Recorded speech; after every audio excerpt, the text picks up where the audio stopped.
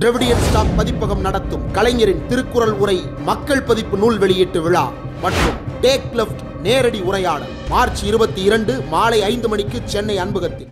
கிளம்புறதுக்கு முன்னாடி தலையை சுரிஞ்சுக்கிட்டு ஐயா கிளம்புறேன் கடைசியா நம்ம ஜெயிச்சிருவோமா அப்படிங்கிறாரு. அதுக்கு அவர் சொல்றாரு அந்த பார்ப்பன வக்கீல், ஏண்டா என்ன கவுண்டர் பாயிண்ட் நினைச்சியா சொல்ற திரும்ப திரும்ப கேட்டுட்டு இருக்க அப்படிங்கிறாரு. அப்போ அதுக்கு அர்த்தம் என்னன்னு கேளுங்க. ஒரு குறிப்பிட்ட சமூகத்தினுடைய பெயரை சொல்லி இழிவுபடுத்துவதற்காக அந்த சமூகத்தினுடைய பெயரை பயன்படுத்துறாரு. இதை பெரியார் பழனிசாமி கவுண்டர் என்கிற ஒருத்தர் சென்னை ஹைகோர்ட் வக்கீல் ஆகிறாரு. அவருக்கான பாராட்டு விழா சிறப்புரையாற்ற பெரியார் போகும்போது நினைவூட்டி இப்படி நடந்துச்சு நான் 10 வயசா இருக்கும் பொழுது, இப்போ வாடா இப்போ எல்லாரும் வாங்கடா அப்படி சொன்னீங்களே இன்னைக்கு வாங்க. அதே கவுண்டர் சமூகத்தில் ஒருத்தர் சென்னை ஹைகோர்ட் ஜட்ஜா இருக்காரு, இப்போ வந்து கேள்றா அப்படின்னு அன்னைக்கு சொடக்கு போட்டு பேசினவர் தந்தை பெரியார் அவர்கள்.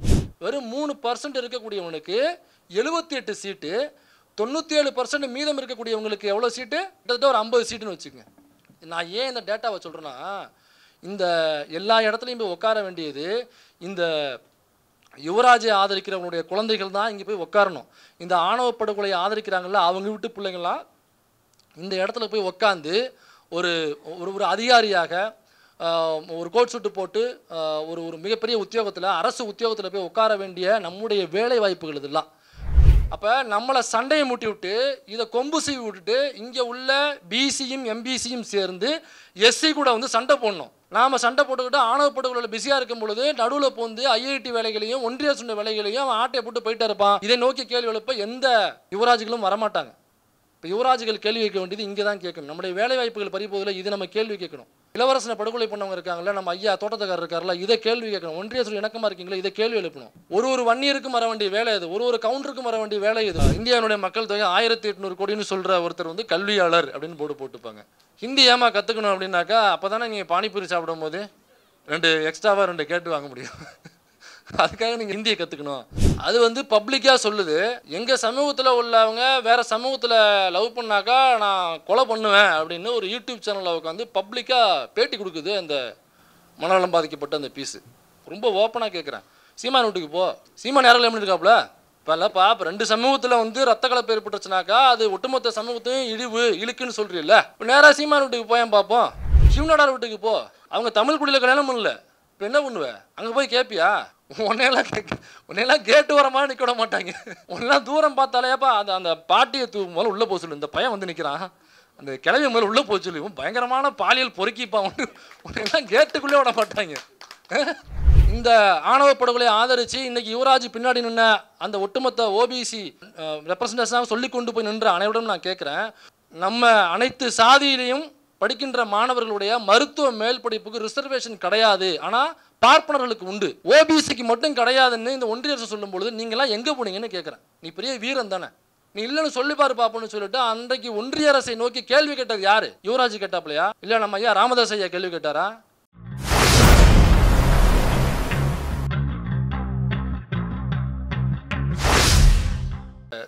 தலைப்பில் நானுமே அப்புறம் யோசித்தேன், யுவராஜ்களும் கோகுல்ராஜ்களும் அப்படிங்கிற தலைப்பில் இன்னொன்று சேர்த்துருக்கலாம் அப்படின்னு லேட்டாக தோணுச்சு. யுவராஜ்களும் கோகுல்ராஜ்களும் சீமான்களும் அப்படி சேர்த்தா தானே அது அந்த தலைப்பு நிறைவுறும் இல்லைங்களா? நாம் ஏதோ யுவராஜ்களும் கோகுல்ராஜ்களும் அப்படின்னா அதில் சீமான்களுக்கு இடமே இல்லை அப்படிங்கிற மாதிரி ஆகிடுது. சீமான்னா தனிப்பட்ட அந்த குறிப்பிட்ட பாலியல் குற்றவாளி மட்டும் நான் சொல்லலை.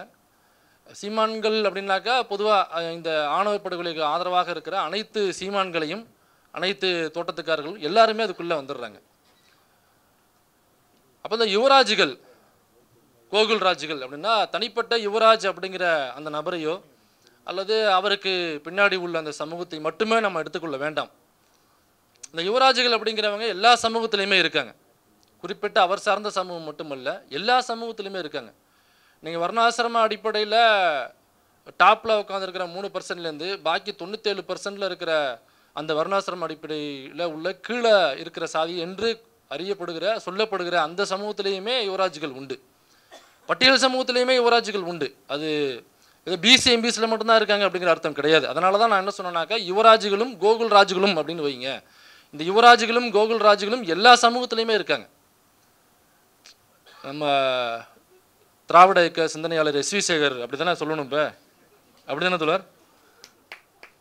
இல்லைனாக்கா பெரிய சிக்கலாக இருக்கும் போல் இருக்குது. திராவிட இயக்க சிந்தனையாளர் எஸ்வி சேகர் அவர்கள் அவர் கூட ஒரு மேடையில் பேசும்போது சொல்லியிருந்தார், எங்கள் சமூகத்தில் எங்கள் வா மேலே எங்கேயாவது எஃப்ஐஆர் இருக்கா அப்படிலாம் கேட்டிருந்தார். அவர் என்ன நினச்சிட்டாருன்னா, எங்கள் தாத்தா வைரக்கண்ணு முன்னாடி உட்காந்துருக்கான்னு நினச்சி பேசிகிட்டு இருக்காரு அந்த ஆள். யோ அந்த ஆள் போய் வீரமணி போய் மைனர் வந்து உட்காந்துருக்கையா, எங்காலு மேலே எங்கேயாவது எஃப்ஐஆர் இருக்கான்னாக்கா இந்த நம்ம டீமில் இப்போ உட்காந்துருக்கிற எதிர்த்தாப்பில் அமர்ந்திருக்கிற ஒரு தோழரை சும்மா ரேண்டமாக ஒரு தோழரை கூப்பிட்டு, தோழர் பாப்பா மேலே இருக்கிற ஒரு எஃப்ஐஆர் ஏதாவது சொல்லுங்கன்னா, கண்ணை மூடிக்கிட்டு கோட்ஸே அவன் இவ துபே இந்த இருக்கார் டிடி கிருஷ்ணமாச்சாரி இப்படின்னு எக்கச்சக்கமான பேரில் நம்மளே அடுக்கி வச்சுருவோம். இன்றைக்கி ஜெயிலுக்கு போனீங்கன்னாக்கா நிறைய பார்ப்பனர்களும் உள்ளே இருப்பாங்க. அப்போ இந்த ஆணவ படுகொலைகள்லாம் அவங்கள கிடையவே கிடையாதா அப்படின்னா, நுங்கம்பாக்கத்தில் நடந்த ஆணவ படுகொலை எதனால் நடத்தப்பட்ட ஆணவ படுகொலை? அந்த ஆணவ படுகொலைக்கு பின்னாடி யார் இருக்கா? ராம்குமார்ங்கிற பையன் இறந்து போனானே, நம்ம எல்லாரும் மறந்துருப்போம் இல்லைங்களா? ராம்குமார்ங்கிற பையன் ஒருத்தன் இறந்து போனான். சுவாதி அப்படிங்கிற ஒரு பெண் நுங்கம்பாக்கம் ரயில்வே ஸ்டேஷனில் படுகொலை செய்யப்படுது. அப்போ நம்ம உத்தமர் ஒருத்தர் இருக்கார், நம்மால் இருக்காப்புல, அவர் வந்து பேட்டி கொடுக்குறாப்புல, நம்ம அந்த கஞ்சா கேஸில் உள்ளே போனாப்புல இல்லை, கஞ்சா சங்கரா அவர் பேர் என்னங்க, கஞ்சா சங்கரா, அது மறந்துட்டேன். அதான் அந்த மறதி நமக்கும் உண்டு இல்லை. அவர் வந்து எல்லா யூடியூப் சேனலுக்கும் வழங்கும் போல் பேட்டி கொடுக்குறாப்புல. அதில் அந்த பையன்தான், அந்த ராம்குமார் அப்படிங்கிற அந்த பையன்தான் சுவாதியை படுகொலை செஞ்சது. சரி, எப்படிங்க உங்களுக்கு தெரியும்? அந்த சிசிடிவி ஃபுட்டேஜை நான் பார்த்தேன், எங்கிட்ட காமிச்சாங்க, அந்த சிசிடிவி ஃபுட்டேஜ் நான் பார்த்தேன் அப்படின்னு பொதுவெளியில் ஒரு மீடியாவில் உட்காந்து பேட்டி கொடுக்குறாப்புல. ஏன் அவர் பார்த்துருக்க கூடாதா? என்ன சும்மா அவர் எப்பயாவது பொய் சொல்லுவார், எப்போவுமே பொய் சொல்லுவார். சரி, எப்பயாவதாவது உண்மையாக சொல்லுவார்ல, அவர் பார்க்கலங்கிறதுக்கு நம்மக்கிட்ட என்ன ஆதாரம் இருக்குது? அவன் பார்த்துட்டேன்னு சொல்கிறாப்புல, அவர் பார்க்கலங்கிறதுக்கு நம்மக்கிட்ட ஆதாரம் இருக்கணும்ல. நம்மக்கிட்ட எந்த ஆதாரமும் இல்லை, யாருக்கிட்டையுமே ஆதாரம் இல்லை. ஏன்னா அந்த கொலை நடக்கிற அந்த கேஸ் நடந்ததுக்கு அப்புறம்தான் அனைத்து ரயில்வே ஸ்டேஷன்லையும் சிசிடிவி கேமராவை ஃபிக்ஸ் பண்ண வேண்டும் அப்படின்னு யூனியன் கவர்மெண்ட்டு சொல்லி, அதுக்கப்புறமா தான் எல்லா ரயில்வே ஸ்டேஷன்லையும் முக்கியமான ரயில்வே ஸ்டேஷனில் சிசிடிவியை ஃபிக்ஸ் பண்ணாங்க. அது வரைக்கும் எந்த ரயில்வே ஸ்டேஷன்லையும் சிசிடிவியே கிடையாது. அப்போ இல்லாத சிசிடிவியில் நீ எப்படி ஃபுட்டேஜ் உனக்கு கிடச்சிச்சு, உனக்கு யார் காமிச்சாங்கிற கேள்வி இருக்குல்ல. அப்போ இதில் முதல்ல யாரை தூக்கி உள்ளே போடணும், யாரை தூக்கி விசாரிச்சிருக்கணும் இதில். ஆனால் அந்த கஞ்சா சங்கர் என்பற பேருமா அந்த சங்கர் என்கிற அந்த நபர் வந்து விசாரிக்கப்படவே இல்லை. இதில் அந்த படுகொலை நடந்த உடனே முதல்ல வந்து மீடியாவில் ஒரு இன்ஃபர்மேஷனை கொடுத்தவர் இன்னொருத்தர், ஒரு தமிழ்நாட்டினுடைய மிகப்பெரிய ஒரு கல்வியாளர். அவங்க கணக்கு வழக்கெல்லாம் பயங்கரமாக தெரிஞ்சவங்க. அவங்க பேர் கூட கல்வியாளர். அவங்க பேர் என்ன தோழர்? இல்லை, அந்த வீடியோவில் தானே நீங்கள் உங்கள் வீடியோ தானே ட்ரெண்ட் ஆனது. அவங்க பேர் என்ன? அந்த வாந்தி இருக்கு இல்லைங்களா, அது எனக்கு இந்தியாவினுடைய ஒட்டுமொத்த மக்கள் தொகை என்னன்னாக்கா 1800 கோடின்னு அருமையாக பதில் சொல்லக்கூடிய ஒரு கல்வியாளர். ஏன்னா அவர் சமஸ்கிருத அறிஞர் அப்படின்னு சொல்லும் பொழுது அதெல்லாம் இல்லை அப்படின்னு சொன்னார். அது அவருடைய பெருந்தன்மை, அவர் பெருந்தன்மை புரியுது, எனக்கு எல்லாம் சொல்லாதீங்க அப்படின்னு சொல்லிட்டு. ஆனால் அவங்கெல்லாம் பேட்டி கொடுக்கும் பொழுது கல்வியாளர்ன்ற போட்டுப்பாங்க. இந்தியாவினுடைய மக்கள் தொகை 1800 கோடின்னு சொல்கிற ஒருத்தர் வந்து கல்வியாளர் அப்படின்னு போட்டுப்பாங்க.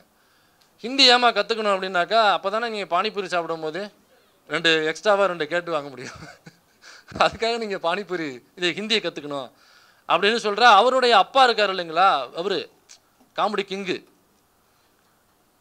அவர் என்னக்கா தமிழ் சினிமாவில் அந்த காமெடிங்கிற ஒரு கலையை குழி தோண்டி போட்டு புதைச்சதில்லை. அவங்க அப்பாவுக்கு மிகப்பெரிய பங்கு உண்டு. நீங்கள் உண்மையிலே நான் ஏதோ வெறுப்பில் பேசுகிறேன், அந்த 3% மேலே உள்ள வெறுப்பில் பேசுகிறேன்னு நீங்கள் நினைக்கலாம். நீங்கள் இங்கே உட்காந்துருக்கவங்கள்ட்ட கேட்குறேன், இந்த வீடியோ பார்க்குறவங்கள்ட்ட கேட்குறேன், மனசாட்சியை தொட்டு சொல்லுங்கள், ஒரே ஒரு காமெடி அவர் செஞ்சது நீங்கள் சொல்லி சிரிக்க முடியுமா? அல்லது இந்த படத்தில் அவர் பண்ண காமெடிக்கு நான் உளுந்து சிரிச்சேங்கன்னு ஒரே ஒரு காமெடியை நீங்கள் சொல்லிடுங்க. இதுக்கப்புறம் நான் எந்த மேடையிலையுமே நான் ஏறலை, கருப்பு சட்டையை கழட்டி போட்டு நான் போயிட்டே இருக்கேன், அதுக்கப்புறம் நான் காவி சட்டையை மாட்டிக்கிறேன். அப்போ அவரெல்லாம் தொடர்ந்து அத்தனை படங்கள் நடித்தாப்புல. எப்படி ஒரு காமெடி ஆர்டிஸ்ட்டாக உள்ள தான் காமெடிங்கிற பேரில் உள்ளவராருன்னு வைங்களேன். அப்போ நகைச்சுவையே தெரியாத ஒருத்தர் அத்தனை வருஷமாக எப்படி ட்ராவல் பண்ண முடிஞ்சிச்சு? காரணம் நூல் அப்படிங்கிற ஒரே ஒரு ப்ராப்பர்ட்டி. ஒரு 5 ரூபா கொடுத்து ஒரு நூல் வாங்கி மாட்டிக்கிட்டோம்னாக்கா உங்களுக்கு எந்த திறமையும் இல்லாமல் நீங்கள் அத்தனை வருஷம் நீங்கள் சினிமாவில் ட்ராவல் பண்ண முடியும். ஆனால் நூல் இல்லைன்னாக்கா தடவி பார்க்குறாப்புல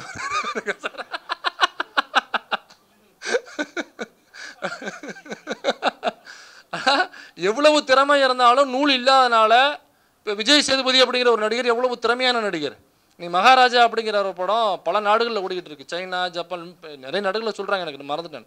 பல நாடுகளில் ஓடி அங்கே உள்ள தியேட்டர்லாம் ஏகப்பட்ட வசூல் ஆகுது. முதல் முறையாக அவ்வளோ தியேட்டரில் அப்படி ஓடுதுன்னு சொல்கிறாங்க. ஆனால் அந்த விஜய் சேதுபதி என்கிற நடிகர் வந்து முதல் முறையாக ஒரு கதாநாயகனாக அறிமுகமாகிறதுக்கு 40 வயசு ஆயிடுச்சு அவருக்கு. அவ்வளோ பெரிய திறமையான நடிகர் நம்ம இன்றைக்கி தூக்கி புகழ்கிறோம். ஆனால் அவர் அறிமுகமாகிறதுக்கு கதாநாயகனாக 40 வயசு ஆகுது. அப்போ இவ்வளவு திறமைகள் நம்ம ஆள்கிட்ட இருந்தாலும் திறமையை வெளிக்காட்டுவதற்கு அந்த ஒரு வாய்ப்பு அது கிடைப்பதற்கு 40 வருடங்கள் ஆகுது. ஆனால் எந்த ஒரு திறமையும் இல்லாமல் ஒரு 5 ரூபா நூல்கண்டு வாங்கி சுருட்டி முதுகில் போட்டு போனோம்னாக்கா உங்களுக்கு காமெடி நடிகர்ங்கிற பட்டம் உங்களுக்கு கிடைச்சிடும். நீங்கள் 100 படத்துக்கு மேலே நடிக்கலாம். அவர் வந்து என்ன சொல்கிறாருன்னா, இந்த சுவாதியினுடைய படுகொலை நடக்குது, உடனடியாக வந்து ஒரு முஸ்லீம் பேரை சொன்னார், ஞாபகம் இருக்குங்களா? ஒரு இஸ்லாமிய பேரை சொல்லி அவர் தான் இந்த கொலையை செய்தது அப்படின்னு சொல்கிறாப்புல. நீ யோசிச்சு பாருங்க, நானோ அல்லது மணியந்தன் தோழரோ, கௌதமராஜ் தோழரோ, மனோஜோ அல்லது எதிர்த்தாப்புல உட்காந்துருக்க நம்மில் யாரோ இதே மாதிரி ஒரு படுகொலை செய்யப்படுறாங்க, அல்லது ஏதோ ஒரு அசம்பாவிதம், ஒரு எஃப்ஐஆர் ஆகுது, அதை குறித்து வீடியோ போடும் பொழுதோ அல்லது சோஷியல் மீடியாவில் எனக்கு தெரியும் அவரோட பேர் வந்து பட்டாபி மயிலாப்பூரில் இருக்கான்னு நான் சொல்ல முடியுமா? சொல்ல முடியுமா? ஒருவேளை செஞ்சிருக்கலாங்கிறது வேற விஷயம். ஆனால் நான் அப்படி சொல்ல முடியுமான்னு நான் கேட்குறேன். சொன்னாக்கா முதல்ல காவல்துறை என்னையை தான் கைது பண்ணி உள்ள விசாரணை கூப்பிடும். அப்போ இவ்வளவு உரிமைகளும் எப்படி அவங்களுக்கு வழங்கப்படுது? கடைசியில் ராம்குமார்ங்கிற பையன் அநியாயமாக இறந்து போனான் உள்ள. அதாவது 8ஆவது உயரத்தில் தொங்குற அந்த ஒயரை எடுத்து அவர் பறந்து போய், அவர் ஸ்பைடர்மேன் போல் இருக்கு, எப்படி விட்டு பறந்து போய் அந்த ஒயரை கடிச்சு அவர் இறந்து போனார் அப்படிங்கிற தகவல்லாம் நமக்கு வந்துச்சு.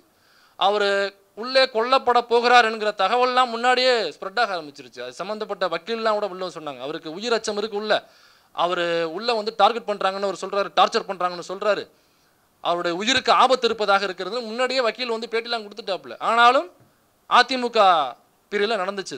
அப்போ அந்த படுகொலை எதனால் செய்யப்பட்டுச்சு? சுவாதிங்கிற பொண்ணு எதனால் படுகொலை செய்யப்பட்டா? இப்போ விசாரணையில் வெளில தெரியணும்ல. இன்னைக்கு ஸ்ரீமதிங்கிற ஒரு பொண்ணு எல்லாரும் கேட்குறோம்ல, ஏங்க இறந்து போச்சு, ரிப்போர்ட் எங்கங்க கேட்குறோம்ல, இல்லை வேற பல சம்பவங்களை கேட்குறோம்ல, ரிப்போர்ட் எங்க, இது திராவிட மாடல் அரசன் கேட்குறோம்ல. அதிமுகவில் ஒரு சம்பவம் நடந்துச்சு, பல சம்பவங்கள் நடந்துச்சுங்கிறது வேற விஷயம். இந்த சம்பவம் குறித்து ஏன் ரிப்போர்ட்டே வரல? அப்போ அதுக்கு பின்னாடி என்ன இருக்குது? சுவாதிங்கிற பொண்ணு ஏன் படுகொலை செய்யப்பட்டுச்சு? என்ன மோட்டிவ் இருந்துச்சு அந்த பையனுக்கு? ஒருவேளை செஞ்சிருந்தால் என்ன மோட்டிவ்? செய்யலைனாக்கா யார் செஞ்சது? அப்போ ராம்குமார் தான் செய்தால் என்று இந்த காவல்துறை அந்த அதிமுக அரசாங்கம் சொன்னது உண்மை என்றால், அப்போ ஒய்ஜி மகேந்திரன் முதல்ல வந்து வெளில சொன்னாப்லையே, அந்த காமெடி கிங்கு சொன்னாப்லையே, அந்த இஸ்லாமியர் யாரு?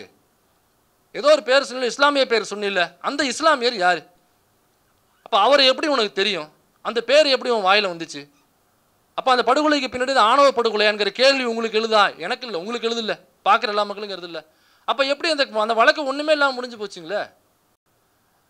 அப்போ என்னக்கா இந்த ஆணவ படுகொலை அப்படின்னாலே பெருவாரியாக ஓபிசி சமூகத்தில் உள்ளவங்க செய்கிறாங்க அப்படிங்கிறதுல எனக்கும் மாற்றுக்கிறதே கிடையாது. ரிப்போர்ட்டும் அதுதான் சொல்லுது, அதுதான் உண்மையும் கூட. ஆனால் அதில் மட்டும்தான் நடக்குது அப்படின்னாக்கா அப்படி மட்டும் இல்லை, டாப்லேருந்து பாட்டம் வரைக்கும் எல்லாமே நடக்குது. எல்லா சமூகத்திலையும் நடக்கக்கூடிய ஒரு செயல். மதுரை பக்கமோ திருநெல்வேலி பக்கமோ கூட நினைக்கிறேன், ஒரு பட்டியல் சமூகத்தை சேர்ந்த ஒருத்தர் இன்னொரு பட்டியல் சமூகத்தில் உள்ள ஒரு பெண்ணை காதலித்தார் அப்படிங்கிறதுக்காக அது படிநிலையில் கீழே உள்ள சமூகமாக கருதப்படுகிற ஒரு சமூகம் அந்த பையன். அதற்கு கொஞ்சம் மேலே இருக்கிற ஒரு பட்டியல் சமூகமாக கருதப்படுகிற ஒரு சமூகத்தில் அந்த பெண்ணை ஒரு காதலிச்சிட்டார் அப்படிங்கிறதுக்காக அந்த பையன் வந்து கொடூரமான முறையில் எரிச்சு கொல்லப்பட்டார். எல்லாருமே கண்டிச்சவங்கிறது வேற விஷயம், ஆனால் இருக்குதுல்ல, நடக்குதில்ல. அதனால தான் சொன்னால் கோகுல் ராஜுகளும் யுவராஜுகளும் அப்படின்னு வைங்க, அது எல்லா இடத்துலையுமே இருக்காங்க அப்படிங்கிறதுக்காக தான் அதை வைக்க சொன்னேன். இப்போ அந்த குறிப்பிட்ட நபர் வந்து பரோலில் வெளில வந்தாப்புல. பரோலில் வெளில வரும்பொழுது நிறைய பேர் வந்து ரீல்ஸ் போட்டு அவருக்கு பின்னாடி நின்று அவர் கை கொடுத்து அவருக்கு மாலை மரியாதைகள் செய்து அவர் கூட ஏதோ செல்ஃபி எடுத்துக்கிறது, ஏதோ இந்த சுனிதா வில்லியம்ஸ் போயிட்டு வந்தோடனே எல்லாரும் ஆசைப்படுவோம்ல, போயிட்டு வந்து எவ்வளோ பெரிய சாதனை படைச்சவங்க, அவங்க கூட நமக்கு செல்ஃபி எடுக்கணும்னு ஆசை இருக்கும், ரீல்ஸ் போகணுன்னு ஆசை இருக்கும். இவர் ஏதோ அவ்வளோ பெரிய சாதனை செஞ்சது மாதிரி அவர் கூட வந்து ஃபோட்டோ எடுக்கிறதும் செல்ஃபி எடுக்கிறதும் அதை வந்து கொண்டாடுவதும் தலைவர் திருமாவளவன் கூட அதை கண்டித்து பேசியிருந்தாங்க. நானுமே கூட என்னுடைய சேனலில் அதை விட்டு ஒரு வீடியோ போட்டிருந்தேன். இப்போ எனக்கு என்ன கேள்வினாக்கா, அவர் கூட செல்ஃபி எடுத்துக்கிட்டவங்க பின்னாடி நிற்கிறவங்க அவர் செஞ்சது தான் சரி, இந்த சமூகத்தை காக்க வந்தவர், அவர் எங்களுடைய குலசாமி அப்படின்னு நம்புறீங்களே நீங்கள். அப்புறம் அவர் செய்த அந்த செயல்பாடுகள் சரின்னு நீங்கள் நினைக்கிறீங்கள. அவர் செய்த செயல்பாடு என்னென்னா உங்களுக்கு தெரிஞ்சிருக்கும். அந்த கோகுல்ராஜன்கிற பையன், ஒரு பொண்ணு, அந்த பொண்ணுடைய பெயர் வேண்டாம், 2 பேருமே கிளாஸ்மேட், ஒரே காலேஜ், ஒரே கிளாஸ்மேட், ஒரே கிளாஸில் இருக்கக்கூடியவங்க. யதார்த்தமாக 2 பேரும் ஒரு கோயில் பக்கத்தில் அன்ஃபார்ச்சுனேட்லியாக 2 பேரும் சந்திச்சுக்கிறாங்க. அப்போ ஒரு ஹாய்களோ சொல்ல மாட்டோமா, அந்த மாதிரி சொல்லிக்கும் பொழுது அந்த நேரத்தில் இந்த யுவராஜன்கிற நபர் வர்றாப்புல. அப்புறம் அவர் பட்டியல் சமூகம் அப்படிங்கிறது தெரிஞ்சுக்கிட்டு இவரை தூக்கி காரில் போட்டு போகிறாங்க. இவ்வளோ தான் நடந்த சம்பவம். இதுக்கு காதல் கூட இல்லை, இருந்தா என்னங்கிறது நம்மளுடைய கேள்வி. அவங்க லவ்வர்ஸ் கூட கிடையாதுன்னு வச்சுங்க. ஆனால் இந்த பையன் படுகொலை செய்யப்படுறான். அங்கே பள்ளிப்பாளையம் நினைக்கிறான், அந்த ரயில்வே ஸ்டேஷனில் கிடக்கிறான். அப்போ தலை தனியாக முண்டம் தனியாக கிடக்கு. இப்போ இந்த வழக்கை எடுத்து வழக்காடிய தோழர் பாப்பா மோகன் அவர்களுடைய பேட்டி இருக்கும். அப்போ வந்து பேட்டி அவர் என்ன சொல்கிறாருன்னா, போஸ்ட்மார்ட்டம் கூட பண்ண முடியாத அளவில் அந்த உடல் இருந்துச்சுன்னு சொல்கிறார். அந்த அளவுக்கு அதற்கு முன்னாடியே போஸ்ட்மார்ட்டம் பண்ணாங்க, எல்லாம் உடல் கூறு தானே செய்வாங்க, கூறாய்வு தானே. அந்த அளவுக்கு உயிரோடு இருக்கும் பொழுதே அவங்க செஞ்சுட்டாங்க எல்லாத்தையுமே. 5 மணி நேரம் துடிக்க துடிக்க சித்திரவதை செய்து அதை ரசித்து ருசித்து அந்த கொலையை, இந்த படுகொலையை செய்திருக்கிறார்கள் அந்த யுவராஜும் அவர் கூட இருந்த நண்பர்களும். அதில் அவருடைய நாக்கு வெட்டப்படுது, கண்ணு நோண்டப்படுது, தலையை வெட்டுறாங்க. அதுக்கு முன்னாடி இதெல்லாம் நடந்து நிறைய 23 இடம் நினைக்கிறேன், நம்பர் மேபி தப்பாக இருக்கலாம். 20க்கும் மேற்பட்ட இடங்களில் உடலில் வந்து வெட்டு காயம் இருக்குது, தோள்கள் அங்கங்கே உரிக்கப்பட்டிருக்கு. சொல்கிறதுக்கே நமக்கு ஒரு மாதிரி இருக்குது. சொல்லும் பொழுதே நமக்கு தோல் அந்த வலி வருது. சும்மா நகம் வெட்டும் பொழுது இந்த ரைட்டாக சேர்த்தாப்புல நகத்தை வெட்டிட்டோம்னாக்கா தோல் வலிக்கும் இல்லையா நம்மளுக்கு, அதுக்கே நமக்கு யோசிக்கும் பொழுது அவ்வளோ வலி இருக்கும். இவ்வளவும் நடந்திருக்கு அந்த பையனுக்கு. இப்போ இது சரி, இந்த மாதிரி ஒரு படுகொலையை செய்தது, சித்திரவதை செய்து கொலை செய்தது சரி, இதுதான் எங்களுடைய இனத்தை காக்கும் அப்படின்னு நீங்கள் நம்புறீங்கல்ல அந்த கொலையை ஆதரித்த எல்லோரும். உங்கள் எல்லாருக்கிட்டையும் எனக்கு ஒரே ஒரு கேள்வி தான். உங்களுக்கு ஒரு பையன் இருக்கான்ல, ஸ்கூலில் படிக்கிறான், காலேஜில் படிக்கிறான்ல, இதேமாரி அருவாளையும் கத்தியையும் கையில் கொடுத்து ஒரு 4 ஆணவ படுகொலை பண்ணு தம்பி, யுவராஜ் மாமா செஞ்சது மாதிரி நீயும் செய், அப்போ தான் உன்னை வீரன் என்று கொண்டாடுவார்கள். இந்த மாதிரி செஞ்சுட்டு சாகும் வரை ஆயுள் என்று வாங்கி கொண்டு நீ உள்ளே போனாதான் உனக்கும் நீ பரவலில் வரும் பொழுது 1-2 நாள் வெளில வரலாம். அப்பப்போ இடையில பரவல்னு ஏதோ வீட்டில் விசேஷம் அப்படின்னாக்கா பர்மிஷன் போட்டு வரலாம். மற்றபடி நீங்கள் உள்ளே தான் இருக்கணும். அப்போ இந்த மாதிரி நீ செஞ்சாதான் உன்னை எல்லாரும் ஹீரோவாக கொண்டாடுவாங்க அப்படின்னு உங்களுடைய மகன்களுடைய கையில் கத்தியையும் அருவாளையும் கொடுத்து ஆணவ படுகொலை செய்வதற்கு நீங்கள் திலகமிட்டு அனுப்பி வைப்பீர்களா? இதுதான் என்னுடைய கேள்வி. ஆமாங்க நாங்கள் அனுப்பி வைப்போம் அப்படின்னு சும்மா சொல்லக்கூடாது, ப்ராக்டிக்கலாக செய்யணும். ப்ராக்டிக்கலாக உங்கள் பையனுடைய கையில் அருவாளையும் கத்தியும் எடுத்து கொடுத்து தம்பி போன்னு சொல்லி அனுப்பிச்சிட்டு நீங்கள் எனக்கு வீடியோ எடுத்து போடுங்க, நான் உங்களை ஓகே. அப்படி எத்தனை பேர் தயாராக இருக்கீங்களோ அப்படியே அந்த கூட்டத்திலேருந்து 2 ஸ்டெப் முன்னாடி வாங்க. யாருக்கும் அது தோணாதில்ல. எல்லாருமே என்ன நினைப்பாங்கனாக்கா, தங்களுடைய பிள்ளைகளை ஒரு பேண்ட் சட்டாக ஒரு கோட் ஷூட்டு போட்டு ஒரு அரசாங்க உத்தியோகத்துக்கோ அல்லது ஒரு பெரிய சம்பளம் வாங்குகிற உத்தியோகத்துக்கோ அனுப்பணும் அப்படின்னு தான் எல்லாருமே நினைப்பாங்க. அதுதான் எல்லாம் படிக்க வைக்கிறது. அப்போ ஆணவ படுகொலை செய்கிறதுக்கும் இந்த மாதிரி சித்திரவதை செஞ்சு கொலை செஞ்சு அப்படின்னு நினைக்கிறதுக்கும் அவர் ஜாதியவாதியாகவே இருக்கட்டுங்க. நம்ம எல்லாருமே இந்த சமூகத்தில் தானே வர்றோம். நான் ஒன்றும் பிறக்கும் போதே இந்த அளவெடுத்த கருப்பு சட்டை போட்டு பிறக்கல. இப்போ நான் வந்து ஒரு இடைநிலை சமூகத்துலேருந்து தான் வர்றேன். நான் ஒரு பிசிங்கிற கம்யூனிட்டிலேருந்து தான் வர்றேன். இதை நான் பெருமைக்காக சொல்லலை, இதை சொல்ல வேண்டிய கட்டாயம். எப்படி ஸ்கூல் படிக்கும் போது கம்யூனிட்டி சர்டிஃபிகேட் கொடுக்குறோமோ அந்த மாதிரி இந்த கூட்டத்துக்கு முன்னாடி, இந்த மக்கள் முன்னாடி என்னோட கம்யூனிட்டி சர்டிஃபிகேட் கொடுக்க வேண்டிய அவசியம் எனக்கு இருக்குது. ஏன்னாக்கா பொதுவாக ஜாதி மறுப்பு, இந்த ஆணவ படுகொலைக்கு எதிராக பேசினாக்கா அவங்க தலித்தாக தான் இருப்பாங்க, அவங்க பட்டியல் சமூகமாக தான் இருப்பாங்க அப்படிங்கிற ஒரு பார்வை இருக்குது. அப்படி இல்லை. நான் ஒரு பிசி கம்யூனிட்டியில் பிறந்தவன். நான் என்னுடைய சாதியை சொல்ல மாட்டேன், கம்யூனிட்டி மட்டும் தான் சொல்லுவேன். நான் பிசியில் பிறந்தவன். நான் பிறக்கும் பொழுது இதே சாதிய கட்டமைப்பில் தான் நானும் வளர்க்கப்பட்டேன். ஒரு யுவராஜாகத்தானாங்க நானும் வளர்க்கப்பட்டேன். ஒரு 8வது 9வது படிக்கிற வரைக்கும் நான் ஒரு யுவராஜாக இருந்தேன். அப்போ பெரியார் என்கிட்ட வந்து சேர்றாரு. ஸ்கூலில் ஒரு வாத்தியார், அறிவியல் வாத்தியார், பேர் சின்னப்பன். அவர் கொஞ்சம் கொஞ்சமாக பகுத்தறிவு எனக்குள்ளே பாடம் நடத்தும் பொழுது எல்லாருக்குமே அவர் சொல்லுவார், பகுத்தறிவை பேசுவார். அப்புறம் கொஞ்சம் கொஞ்சமாக நான் பெரியாரை நோக்கி படிக்க ஆரம்பித்தேன், வாசிக்க ஆரம்பித்தேன். அதுலேருந்து கொஞ்சம் கொஞ்சமாக பகுத்தறிவு நோக்கி நகர ஆரம்பித்து ஜாதிய மனநிலேருந்து வெளியில் வந்தேன். அப்புறம் பெரியார்லேருந்து அம்பேத்கருக்கு போனேன். அந்த பெரியார்கிட்டையும் அம்பேத்கர்கிட்டையும் போனாலே ஆட்டோமேட்டிக்காக அவங்க மார்க்ஸ்ட்டை கொண்டு போய் விட்டுருவாங்க. இதுதான் நான் யுவராஜாக இருந்த நான் மைனராக மாறிய தருணம் இதுதான். அப்போ எல்லாருமே இங்கே யுவராஜாக தான் வளர்க்கப்பட்டிருப்போம். யாரோ ஒரு சிலருக்கு ஒரு பெரியாரிஸ்டோ, ஒரு அம்பேத்கரிஸ்டோ, ஒரு கம்யூனிஸ்டோ அப்பா அம்மா கிடைப்பாங்க. அவங்க இந்த ஜாதிய மனநிலை வளர்க்காமல் இருந்திருக்கலாம். ஆனால் எல்லாருக்கும் அது கிடைக்காதுல்ல. கிட்டத்தட்ட 90% மேலே நம்ம எல்லாருமே யுவராஜாக தான் வளர்க்கப்பட்டிருப்போம். அந்த ஜாதிய சமூகத்தில் தான் நம்ம வந்திருப்போம். அப்போ அப்படியாக வளர்க்கப்பட்டவன் தான் நானும். அப்போ அதுலேருந்து நான் வெளியில் வர்றேன். அப்போ எங்கள் வீட்டில் ஜாதிய மனநிலையில் உள்ள பெற்றோர்கள் தான் எங்கள் வீட்லேயும் இருக்காங்க. ஆனால் நான் கொஞ்சம் கொஞ்சமாக வளர்ந்ததுக்கப்புறம் வீட்டில் சொல்லி அதை கொஞ்சம் கொஞ்சமாக சரி பண்ணி இப்போ அவங்கள ஒரு கட்டத்துக்கு நகர்த்தியிருக்கேன் நான். அப்போ எங்கள் அப்பா அம்மாவும் ஜாதிய மனநிலையில் இருந்தவர்கள் தான். இப்போவும் அது கொஞ்சம் கொஞ்சம் ஒட்டிகிட்டு இருக்கோம். முழுசாக அவங்களும் ஒரு பெரியாரிஸ்ட் அம்பேத்கர்ஸ்லாம் இல்லை, அந்த ஜாதிய மனநிலை எங்கேயோ ஒரு முள்ள ஒட்டிகிட்டு இருக்கோம் அவங்ககிட்ட. ஆனால் அவ்வளவு ஜாதிய மனநிலை இருந்தவராக இருந்தாலும் என்கிட்ட அவங்க கத்தியும் அருவாளையும் கொடுத்து ஒருபோதும் ஆணவ படுகொலை செஞ்சுட்டோன்னு சொன்னது இல்லை. நான் சொல்கிறது என்னுடைய குடும்பம் அப்படிங்கிறது ஒரு சாதிய இறுக்கமுள்ள ஒரு குடும்பம். அது எனக்கு வந்து ஒரு 4 ஆணவ படுகொலை செய்வதற்கான அனைத்து செட்டப்புகளும் என் பின்னாடி உள்ள ஒரு சமூகம். ஆனால் என்கிட்ட ஒருபோதும் கத்தியையோ அருவாளையோ கொடுத்து ஆணவ படுகொலை பண்ணிட்டு வா அப்படின்னு எங்கள் அப்பா அம்மா ஒருபோதும் சொன்னதில்லை. அவங்க புத்தகம் தான் கொடுத்தாங்க, அடித்து தான் படிக்க வச்சாங்க. ஒரு 70 மார்க் கீழே வாங்கினாங்க, பெல்ட் எடுத்து உருன்னு உரிச்சிருவார் எங்கள் அப்பா. அப்படி தான் நம்ம வளர்க்கப்பட்டோம். அப்போ எவ்வளவு ஜாதிய குரூரம் உள்ளுக்குள்ளே இருந்தாலும் தான் பையன் படித்து ஒரு வேலைக்கு போகணும், ஒரு அரசாங்க உத்தியோகத்துக்கு போகணும் அப்படிங்கிற மனநிலை தான் நமக்கு இருக்கும். அப்போ உங்கள் வீட்டு பிள்ளை மட்டும் அப்படி போகணும், அப்போ யுவராஜ் மட்டும் இப்போ கொண்டாடுவேன் அப்படின்னாக்கா என்ன அர்த்தம் அது? இப்போ மனநிலையாக யுவராஜ் செஞ்சது சரின்னாக்கா அதை உங்கள் பிள்ளையை செய்ய சொல்லணும் இல்லைங்களா? அப்துல் கலாம் வராரு, நமக்கு என்கிட்ட ஒரு விமர்சனம் இருக்குங்கிறது வேறு. ஆனால் அப்துல் கலாம் பெருசாக எல்லா ஊருக்கும் ஸ்கூல்ஸ்க்கெலாம் வந்து பேசுவார். எங்கள் அப்பா அம்மாலாம் பொதுவாக ஊரில் உள்ள பெற்றோர்கள்லாம் வந்து அப்துல் கலாம் அப்படின்னாக்கா ஒரு பெரிய ஹீரோவாக இருப்பாங்க. அப்துல் கலாம் மாதிரி ஆகணும்பாங்க எல்லாருமே வீட்டுக்குள்ளே. ஒரு காலத்தில் நானும் படிக்கும் பொழுது அப்துல் கலாம் பெருசாக எங்கள் ஊர் பக்கம்லாம் ஸ்கூல்ஸ்லாம் வந்தார். அப்போ ஸ்பீச் கொடுப்பார், நல்லா படிங்க. அந்த அக்னிச்சிறகல்ன்ற ஒரு புத்தகம் அவர் எழுதியிருப்பார் அவர்.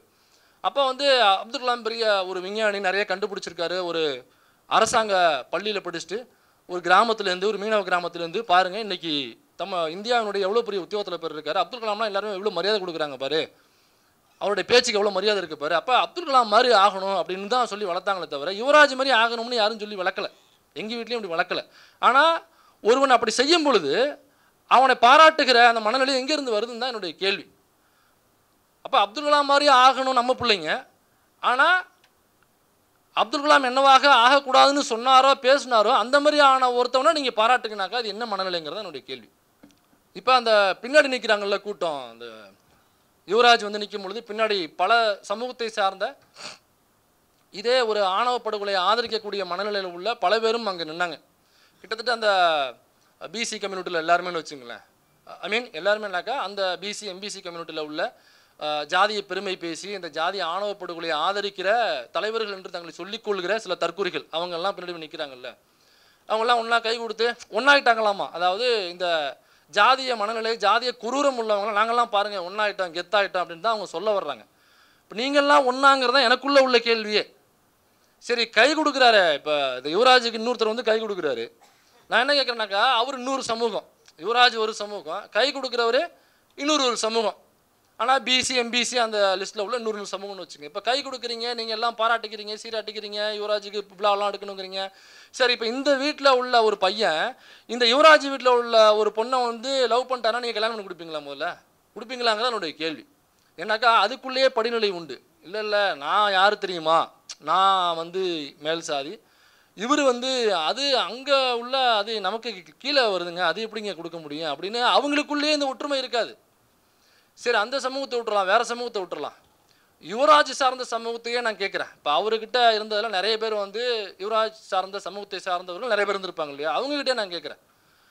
இப்போ அந்த சமூகத்தில் உள்ள இன்னொருத்தர் யுவராஜ் வீட்டில் உள்ள ஒரு பையனையோ பொண்ணையோ அவங்க கல்யாணம் பண்ணிக்கிறதுக்கு அந்த வயசில் அப்ரோச் பண்ணுறாங்கன்னா கொடுப்பாங்களா? கொடுக்க மாட்டாங்க.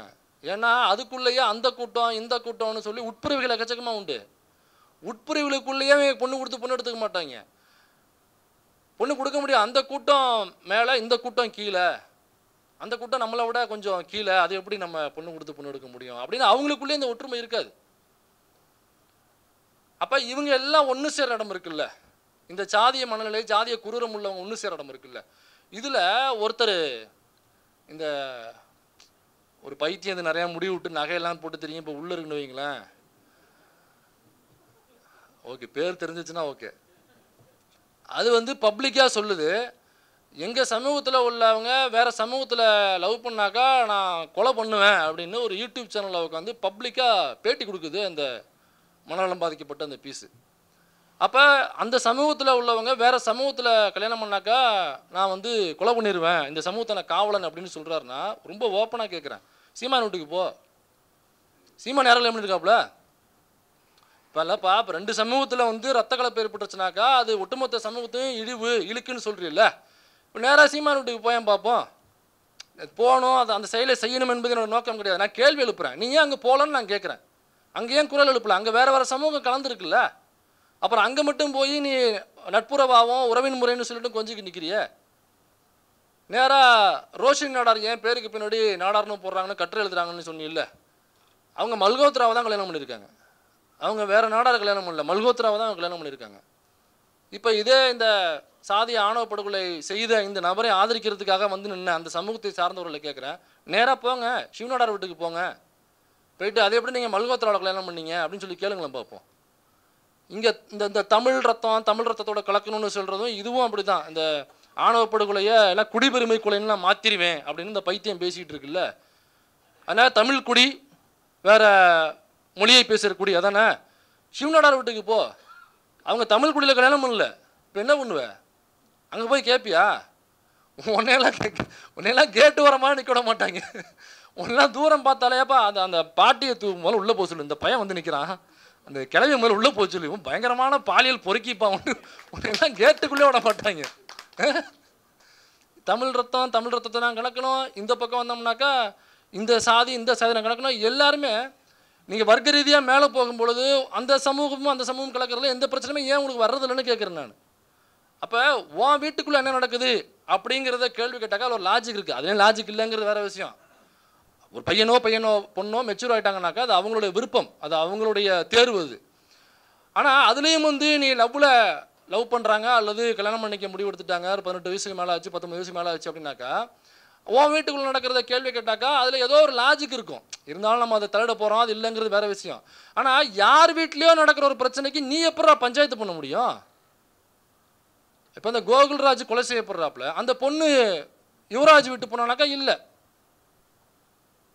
அந்த பொண்ணு உங்கள் வீட்டு பொண்ணு இல்லை, அந்த பொண்ணு யாரோ நான் தட்டி கேட்பேன் அப்படின்னாக்கா சரி வா நான் சொல்கிறேன் இங்கே வா. எவ்வளவோ யுவராஜ் சமூகத்தை சார்ந்தவர்கள் எவ்வளவோ பணக்காரர்கள் இருக்கிறாங்க, சினிமாவில் அவ்வளோ பேர் நிறைய பேர் இருக்காங்க, எல்லாம் பணம் படைத்தவர்களாக இருக்காங்க. அவங்க வேறு சாதியில் கல்யாணம் பண்ணியிருக்காங்க, வேறு மொழியை பேசுகிறவங்களை கல்யாணம் பண்ணியிருக்காங்க, வேறு மதத்தை சார்ந்தவங்களை கல்யாணம் பண்ணியிருக்காங்க. நீ என்ன பண்ணுவ? நீ என்ன இப்போ ரத்தங்கள் இப்போ நடந்துருச்சு, என்ன பண்ணுவ? நீ ஆம்பளை எடுத்துகிட்டு வருவியா? நீ வந்து வரேன் பார்ப்போம், வந்து நின்று பாரு, சீமானுக்குள்ளே தான் உனக்கும் கேட்டை தாண்டி உள்ள விட மாட்டாங்க. அங்கே பார்த்துட்டு மேலேருந்து சிசிடிவியை பார்த்துட்டு அவனை உள்ளே விடாதீங்கன்னு சொல்லிட்டு அப்படியே விரட்டிடுங்க, சாதிக்காரமா சொந்தக்காரமா அவன் யாருன்னு எனக்கு தெரியாதுன்னு விரட்டிடுங்கம்பாங்க. அவன் ஒரு கொலகார பையன் உள்ளே விடாதீங்கம்பாங்க. அப்போ சாதிக்கலப்போ நடக்கக்கூடாது, நடந்தால் ஒட்டுமொத்தமாக பூமி பிளந்துக்கும் நாமெல்லாம் உள்ளே போயிடுவோம் அப்படின்னு சொல்கிறது ஏன்? ஏதோ ஒரு பணம் படைத்த அதே சமூகத்தில் உள்ளவங்க பண்ணும்போது ஏன் எங்கே போய் மிரட்ட மாட்டேங்கிற? அப்போ யார் வீட்லேயோ யாரோ ஒரு பொண்ணு அதுக்கு பிடித்த ஒரு பையனை காதலிக்குது அல்லது திருமணம் செய்யணும் ஆசைப்படுதுனாக்கா நீ யார் அங்கே போய் பஞ்சாயத்து பண்ண? இந்த கேள்வியை அந்த அந்த இளைஞர்களை பெற்ற பெற்றோர்கள் இருக்குல்ல, நீங்கள் யோசிச்சு பார்க்கணும். ஆமாம், என் வீட்டுக்குள்ளே இவன் எப்படி வந்து பஞ்சாயத்து பண்ணலாம்? நடு வீட்டில் உட்காந்துட்டு இவன் யார் முதல்ல? இந்த பொறுக்கி முதல்ல யார்? என் வீட்டுக்குள்ளே என்ன நடக்கணுங்கிறத நாங்கள் தானே சேர்ந்து முடிவு பண்ணணும். இவன் யார் நம்ம வீட்டில் நான் பஞ்சாயத்து வைக்கிறான்னு சொல்லிட்டு நீங்கள் அந்த பெற்றோர்கள் யோசிச்சு பார்க்கணும். நான் திரும்ப கேட்குறேன், நீங்கள் போய் அவங்க வீட்டில் உட்காந்து பஞ்சாயத்து பண்ண முடியுமா? இதே யுவராஜ் வீட்டில் போய் பணத்தில் கம்மியாக உள்ள வர்க்கத்தில் பணம் ரொம்ப கம்மி படைத்தவங்களா ஏழ்மை நிலையில் உள்ள அதே சமூகத்தை சார்ந்தவங்க யுவராஜ் ஏதோ தவறு பண்ணுறாருங்க, வேற ஒரு சமூகத்தில் உள்ள பெண்ணோட ஏதோ ஒரு அஃபேரில் இருக்கார், சரிங்களா? இவனுங்களுக்கு அஃபேரில் இருக்கும் பொழுதெல்லாம் அந்த சாதியெல்லாம் உங்களுக்கு கண்ணிலே படாது.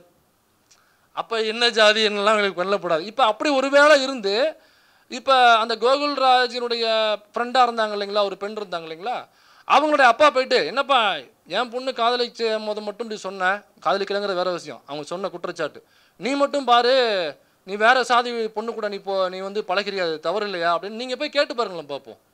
அப்போ இவங்களோட நோக்கம் என்ன? இவங்க அந்த சமூகத்தை காக்க வேண்டும் என்பது அவங்களோட நோக்கம் கிடையாது. இந்த ஆணவ படுகொலை செய்கிறவர்கள் யாராக இருந்தாலுமே, அது சங்கர் ஆணவ படுகொலையாக இருக்கட்டும், இளவரசன் ஆணவ படுகொலையாக இருக்கட்டும், கண்ணகி முருகேசன் ஆணவ படுகொலையாக இருக்கட்டும், இன்னும் எண்ணற்ற ஆணவ படுகொலை இருக்குல்ல, எல்லாத்துலேயுமே எடுத்துங்க. இந்த ஆணவ படுகொலைகளை செய்கிறவர்கள், அதை ஆதரிக்கின்றவர்கள் அந்த சமூகத்தை காக்க வேண்டும் என்று நினைத்து ஆதரிக்கிறார்களா? இதனால் அந்த சமூகம் காக்கப்படுமா? மருத்துவ மேல் படிப்பில் ஒட்டுமொத்த ஓபிசிக்கும் ரிசர்வேஷன் கிடையாதுன்னு இந்த கூட்டம் சொன்னுச்சு, பிஜேபி கூட்டம். அப்போ இதே ஆணவ படுகொலையை ஆதரித்து பேசிய விசிகாவை அரசியல் அனாதை ஆக்குவேன் என்று சொல்லி தலித் அல்லாத கூட்டமைப்பை உருவாக்கிய அந்த கூட்டத்திடம், அந்த கும்பலிடம், அந்த தலைவனிடம் இந்த ஆணவ படுகொலையை ஆதரித்து இன்றைக்கி யுவராஜ் பின்னாடி நின்ன அந்த ஒட்டுமொத்த ஓபிசினுடைய ரெப்ரசன்டேஷனாக அங்கே போய் ரெப்ரசன்டேஷனாக சொல்லி கொண்டு போய் நின்ற அனைவரும் நான் கேட்குறேன், நம்ம அனைத்து சாதியிலையும் படிக்கின்ற மாணவர்களுடைய மருத்துவ மேல் படிப்புக்கு ரிசர்வேஷன் கிடையாது, ஆனால் பார்ப்பனர்களுக்கு உண்டு, ஓபிசிக்கு மட்டும் கிடையாதுன்னு இந்த ஒன்றிய அரசு சொல்லும்பொழுது நீங்களாம் எங்கே போனீங்கன்னு கேட்குறேன். நீ பெரிய வீரன் தானே, வீராதி வீரன் சூராதி சீரம் எத்தனை பேர் வந்தாலும் அப்படியே கொம்பு சீட்டு நம்மளுக்கு போயிட்டே இருப்போம், குடலை உருவி மாலையை போட்டு போன்னு சொல்கிறீங்களே. ஒன்றிய ஸ்டெப் ஏப்பா என்ன நாங்கள் என்ன சாதி தெரியுமா, எங்களுக்கு எப்படி ரிசர்வேஷன் கொடுக்க முடியாதுன்னு சொல்லுவேன். நீ பாப்பானுக்கு ரிசர்வேஷன் உண்டுன்னு சொல்கிற மருத்துவ மேல் படிப்பில் எங்களுக்கு எப்படிப்பா நீ ரிசர்வேஷன் இல்லைன்னு சொல்ல முடியும்? நீ இல்லைன்னு சொல்லிப்பாரு பாப்போன்னு சொல்லிட்டு அன்றைக்கு ஒன்றிய அரசை நோக்கி கேள்வி கேட்டது யார்? யுவராஜ் கேட்டாப்லையா? இல்லை நம்ம ஐயா ராமதாஸ் ஐயா கேள்வி கேட்டாரா? ராமதாஸ் ஐயா லேட்டாக தான் கேட்டார், உடனே கேட்கல. அன்றைக்கு ஓபிசிக்கான ரிசர்வேஷன் மருத்துவ மேல் படிப்பில் கிடையாது என்று சொல்லும் பொழுது முதலாக நாடாளுமன்றத்தில் குரல் எழுப்பியவர் தலைவர் தொல் திருமாவளவன் அவர்கள்.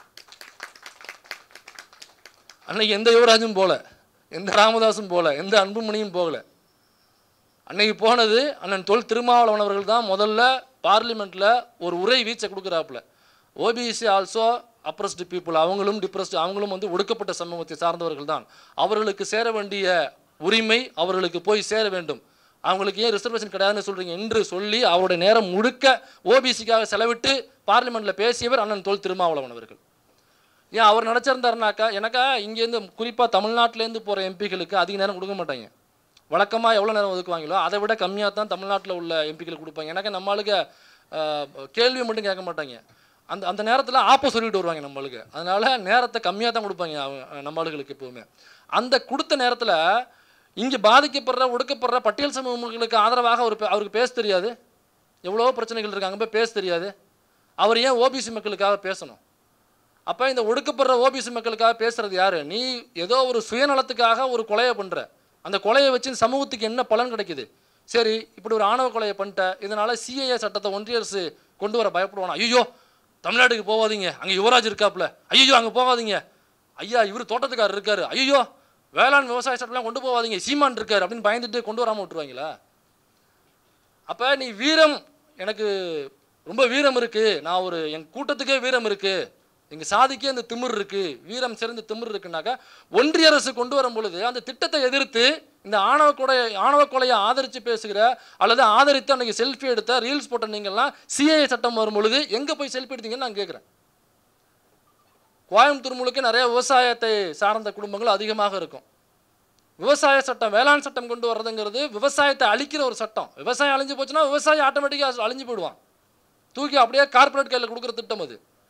அன்னைக்கு இதே யுவராஜ் எதுவும் போராட்டம் பண்ணாப்பலையா? என்னுடைய சமூகத்தை நான் ஒன்று திரட்டி எங்களுக்கு எதிராக வருகிற விவசாயிகளுக்கு எதிராக வருகிற இந்த சட்டத்தை நான் எதிர்த்து போராடுகிறேன் அப்படின்னு ஒரே ஒரு போராட்டம், மக்களுக்கான போராட்டம். மக்களை ஒட்டுமொத்த மக்களையும் விட்டுருங்க, நீங்கள் ஒரு குறிப்பிட்ட சமூகத்துக்கான ரெப்ரசன்டேட்டிவாக ஒரு பாதுகாவலனா நீங்கள் நினச்சிக்கிறீங்கல்ல, அந்த சமூகம் பாதிக்கப்படும் பொழுது நீங்கள் என்ன பண்ணீங்கன்னு தான் கேட்டேன். அந்த குறிப்பிட்ட சமூகம் ஃபார்வேர்டு கம்யூனிட்டியில் இருந்துச்சு. முதல்வர் கலைஞர் அவர்கள், முத்தமிழறிஞர் கலைஞர் அவர்கள் முதல்வராக இருக்கும் பொழுது தான் அந்த சமூகத்தை, அந்த கம்யூனிட்டியை, அந்த கேஸ்ட்டை பிசிக்குள்ளே கொண்டு வர்றாரு. பிசிக்குள்ளே கொண்டு வந்ததுக்கு அப்புறம் தான் ரிசர்வேஷன் நிறையா கிடைக்கும். அரசினுடைய பறிக்கப்பட்ட, நம்முடைய பார்ப்பனர்களால் பறிக்கப்பட்ட உரிமைகள் திரும்ப அரசால் நமக்கு கிடைக்கிறது ரிசர்வேஷனால தான். அந்த ரிசர்வேஷனை அந்த குறிப்பிட்ட சமூகத்துக்கு கொடுத்தது முத்தமிழறிஞர் டாக்டர் கலைஞர் அவர்கள். அன்னைக்கு இவர் எங்கே போனார்? அந்த ஆணவ கொலை படுகொலை ஆதரிக்கிறவங்க எங்கே போனாங்க? பழனிசாமி கவுண்டர்னு ஒருத்தர், அவர் சென்னை ஹைகோர்ட்டில் ஜட்ஜ் ஆகிறார். அப்போ அதுக்கான பாராட்டு விழா நடக்குது, சேலம் பக்கம் நினைக்கிறேன் பாராட்டு விழா நடக்குது. அதில் பெரியார் அவர்கள் சிறப்புரையாற்றுறதுக்காக கூப்பிட்றாங்க. அப்போ போகும்போது பெரியார் சொன்ன ஒரு சம்பவம் எல்லாருக்கும் நீங்கள் கேட்டிருப்பீங்க, இருந்தாலும் இந்த கேமரா வீடியோ பார்க்குறவங்களுக்கு சில பேர் தெரியாமல் இருக்கலாம். அப்போ பெரியார் வந்து சின்ன வயசு, அவர் 10 வயசாக இருக்கும் பொழுது அவங்க அப்பா, பெரியாருடைய அப்பா வந்து பெரிய பணக்காரர், அங்கே அதிகார மட்டத்தில் நல்ல பழக்கம் உடையவர். அப்போ அவர் பையனை கூப்பிட்டு வராரு, பெரியாரை கூப்பிட்டு வராரு. அப்போ அந்த ஒரு பார்ப்பனர் ஒருத்தர், ஒரு வழக்கறிஞர், அவர் வீட்டுக்கு வர்றாரு. வரும்பொழுது தலப்பா உருமாலாம் கட்டிட்டு ஒரு கோட் சுட்டு மாதிரி போட்டுருக்காரு பெரியாரோட அப்பா. வரும்பொழுது வழியில் எல்லாரும் என்ன பண்ணுறாங்கனாக்கா துண்டை எடுத்து கக்கத்தில் வச்சுக்கிறாங்க, இடுப்பில் கட்டிக்கிறாங்க, ஐயா வணக்கம் வணக்கம்னு பெரியாருடைய அப்பாவுக்கு வணக்கம் செலுத்துறாங்க. இப்போ இது வந்து பெரியாருடைய அப்பா பெரியார் கிடையாது, பெரியார் தான் பெரியார். அவர் 10 வயசாக இருக்கார். அப்போ இதெல்லாம் நடக்குது, பார்த்துக்கிட்டே வர்றாரு. ஊரில் அப்பாவுக்குள்ள மரியாதை கிடைக்குது அப்படிங்கிற மனநிலையில் பெரியார் வந்துட்டு இருக்கார் கூட. அப்படி வந்தவர் அந்த வழக்கறிஞர் வீட்டு வாசலுக்கு வரும்பொழுது தன்னுடைய தலப்பா உருமாவை கிளட்டி இடுப்பில் கட்டுறாப்புல பெரியாருடைய அப்பா. பாங்க, என்னடா அப்பா எவ்வளோ பெரிய ஆள், இன்னும் இங்கே வந்து ஏன் உருமாவை கழட்டி இடுப்பில் கட்டுறாரு? அப்புறம் உள்ளே போகிறார், சத்தம் இல்லாமல் கேட்டை திறந்துட்டு உள்ளே போகிறார். உள்ளே போனவனையே கொஞ்சம் கொஞ்சமாக குனிஞ்சு நிமிர்ந்திருந்தவர் கிட்டத்தட்ட எடப்பாடியினுடைய ஒரு 50% ஆகிட்டார். இப்படி வந்துட்டார். இப்படி வந்துட்டு சத்தம் போடாமல் போய் நிற்கிறாரு. உள்ளே வந்து அந்த பார்ப்பன வக்கீல் வருவார். என்னடா அப்படிங்கிறாரு பெரியாருடைய அப்பாவை பார்த்து. பெரியாருக்கு தூக்கி வாரி போடு, நம்ம அப்பா எவ்வளோ பெரிய பணக்காரர், எவ்வளோ அதிகாரத்தில், எல்லாருமே அதிகாரிகள் எல்லாம் நம்ம அப்பாவை பார்த்தா ஏஞ்சி நின்று ஐயான்னு சொல்லி கும்பிடுவாங்க. இவன் யார், அவன் பார்க்குறது லுச்சா பையன் மாதிரி இருக்கான், உண்மையிலே அவன் லுச்சா பையன் தாங்கிறது வேற விஷயம். இவன் என்னன்னா அவன் பிரதேஷ் மாதிரி இருக்கான், இவன் வந்து நம்ம அப்பா வாடா போடாங்கிறான்னு பார்த்துட்டு இருக்காப்புல. அப்புறம் அவர் கேட்குறாரு, ஒரு வழக்கு ஒன்று போயிட்டுருக்கு, அந்த வழக்கறிஞர் தான் அந்த வழக்குக்கான வாதாடுறாரு. இப்போ போனோடனே கேட்குறாப்புல, ஐயா நம்மளுடைய வழக்கு ஜெயிச்சிருமா அப்படிங்கிறாரு. ஜெயிச்சிருண்டா அப்படிங்கிறாரு. சரிங்கன்னு சொல்லிட்டு கை கட்டி நிற்கிறாப்புல. அப்புறம் 100 ரூபா பணத்தை தூக்கி வைக்கிறாப்புல. யோசிச்சுங்க, அந்த காலத்தில் 100 ரூபாங்கிறது எவ்வளோ பெரிய அமௌண்ட்டு. அந்த 100 ரூபாயை அவன் சம்பளமாக வாங்குறாருனாக்கா எவ்வளோ பெரிய வக்கீலாக இருப்பார். அப்போ 100 ரூபாயை தூக்கி வைக்கிறாப்புல. அந்த பார்ப்பன வக்கீல் என்ன பண்ணுறாருனாக்கா, உள்ளே தண்ணி எடுத்துகிட்டு வந்து தண்ணி தெளித்து தீட்டு தெளிச்சுட்டு அதை 100 ரூபாய் எடுத்துகிட்டு உள்ளே போகிறாப்புல. திரும்ப வந்தோடனே கேட்குறாப்புல, ஐயா கண்டிப்பாக ஜெயிச்சிருவோம்மா, கண்டிப்பாக ஜெயிச்சிருவோம்டா, நம்ம கேஸு நம்ம ஜெயிச்சிருவோம்டா அப்படிங்கிறாரு.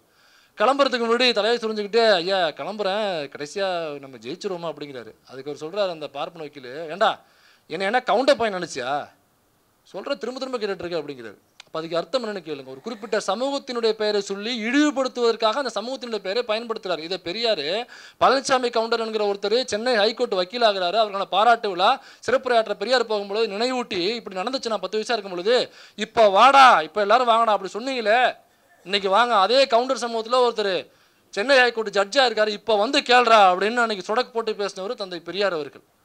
அன்னைக்கு இந்த ஆணவ படுகொலையை ஆதரித்த யாரும் அன்னைக்கு இங்கே வரல.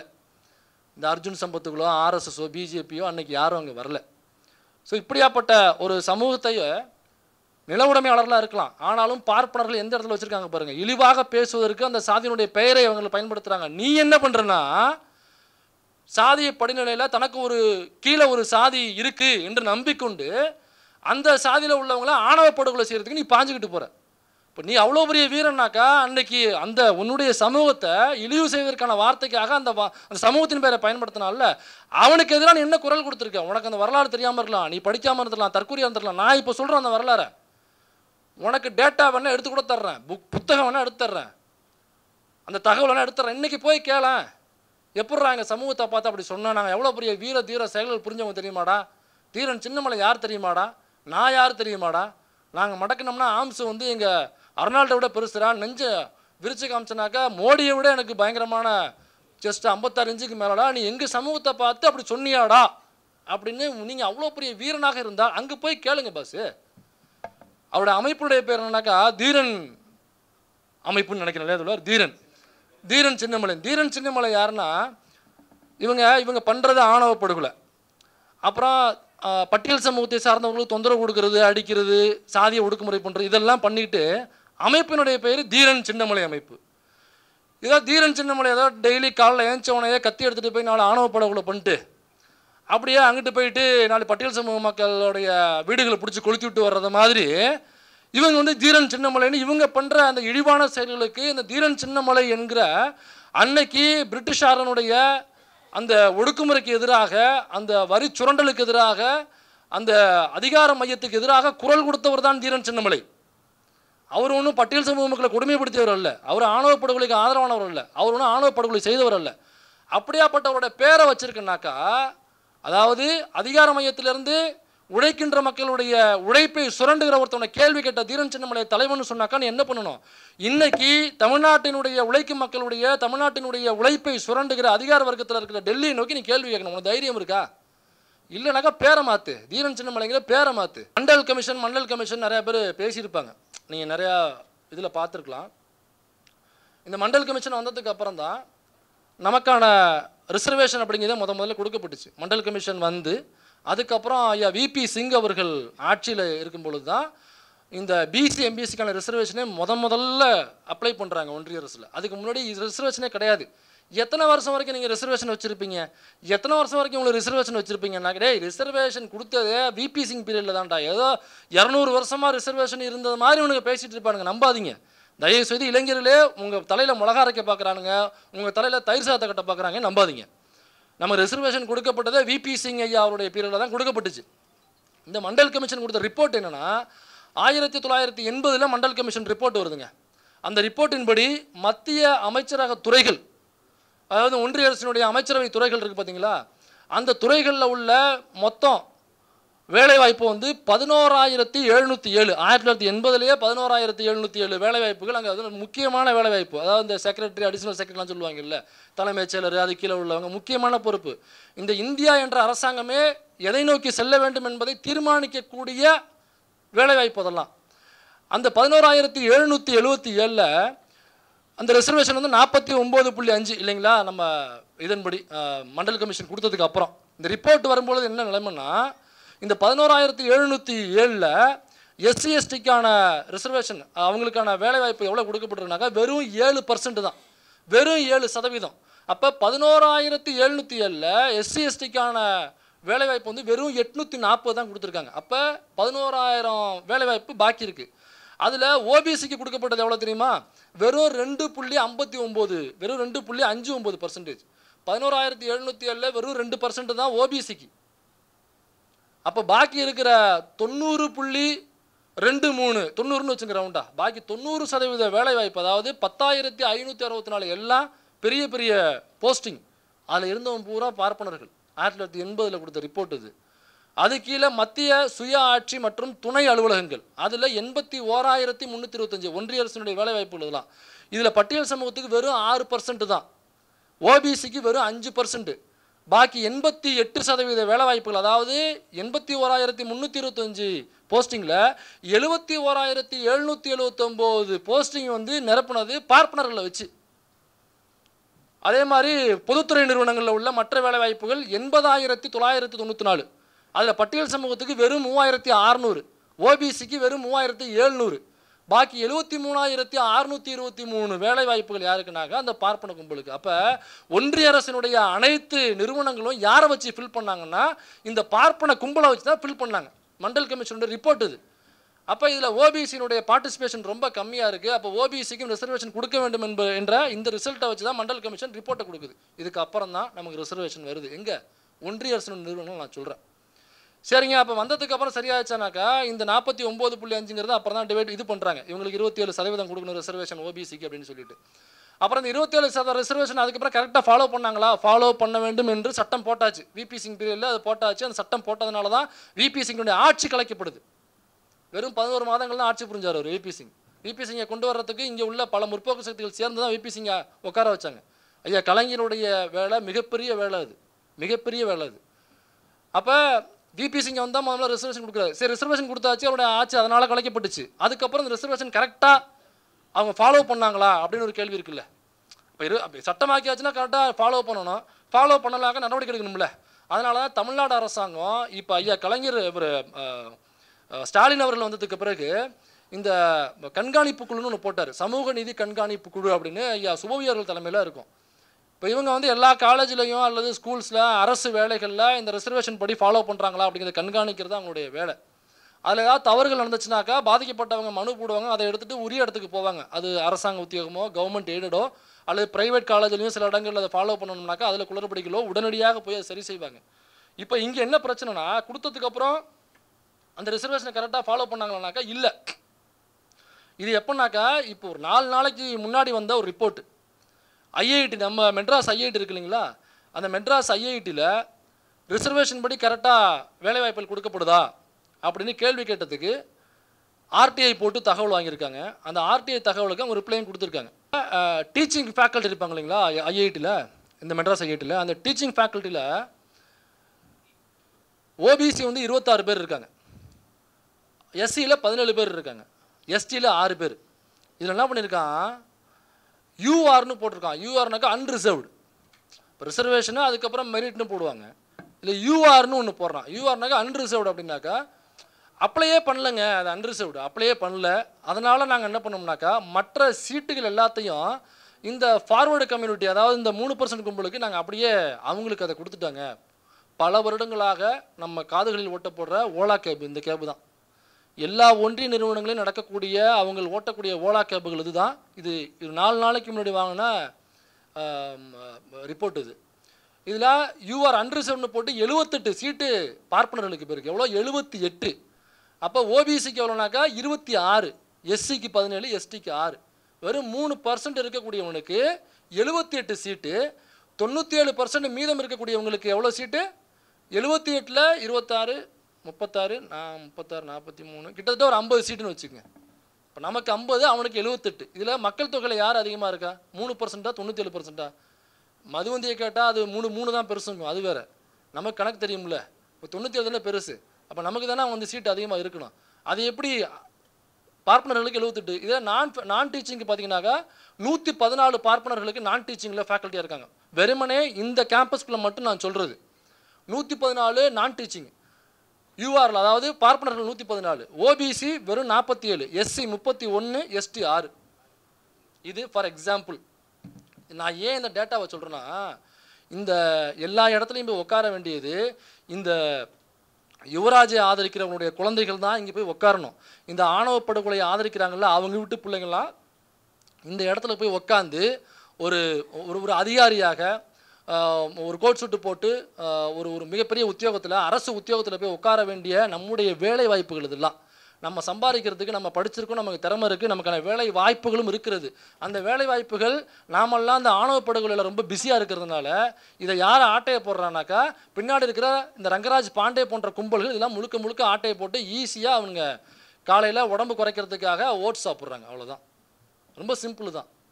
உழைக்காமல் சாப்பிட்ற கும்பல் நான் ஏன் திரும்ப திரும்ப சொல்கிறேன்னாக்கா, உழைக்கிற நம்மக்கள் இந்த பக்கம் திருப்பி விட்டுறது. ஏன் திருப்பி விட்றாங்கன்னு சொல்கிறேன்னா, இப்போ ஒரு ஆண்டு விழா நடந்துச்சு, அந்த ரங்கராஜ் பாண்டேயோட சேனலுடைய ஆண்டு விழா நடந்துச்சு. அதில் என்ன நிகழ்ச்சியை வச்சு ஆரம்பிக்கிறான்னா, அந்த என்ன வள்ளி கும்மி அப்படின்னு ஒரு ஆட்டம், அந்த கோயம்புத்தூர் பக்கம் நடக்கக்கூடிய ஒரு வள்ளி கும்மின்னு, அது வந்து ஒரு கம்யூனிட்டியை இருக்கப்படுத்துகிற ஒரு நிகழ்வாக இருக்குது. அந்த வள்ளி கும்மி நிகழ்வை கொண்டாந்து அந்த மேடையில் முதல் நிகழ்ச்சியாக போட்டு அதுக்கப்புறம் நிகழ்ச்சியை ஆரம்பிக்கிறான். அப்போ இதை ஏன் இந்த சமயத்தில் ஏன் போகணுன்னாக்கா, இப்போ தான் பரவல் கிடைக்கிது, யுவராஜுக்கு நல்லா கனெக்ட் பண்ணி பாருங்க. பாப்பான் ஒரு வேலையை செய்கிறான்னாக்கா அவன் சாதாரணமாக செய்ய மாட்டான். நம்ம தான் அந்த நூலுக்கும் குடுமிக்கும் முடிச்சு போட்டு பார்க்கணும்.